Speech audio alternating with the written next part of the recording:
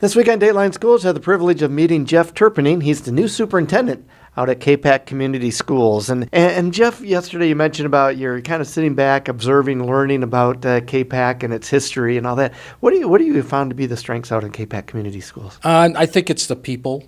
We have a great bunch of people who work there. I've been privileged enough to meet some people in the community, both in downtown area and just general members of the community.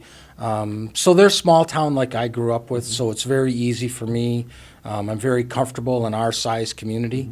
So I think the people really, they have a desire to have their community and their school system be great.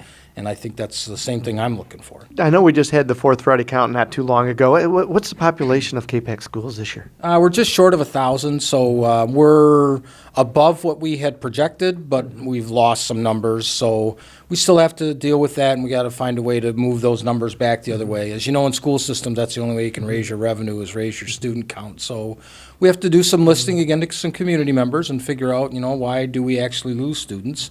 And then we have to learn, and then we have to act on those things that we've listened and learned. And also it's kind of unique out at Capac too. Not only do you have your only FFA chapter here in St. Clair County, but you also run what they call a virtual school out there. Tell us about that a little bit. So that allows students who don't fit in the traditional setting so much, and that they can learn in an online setting. So they can come to school or not be at school every day, and they can work with their computers.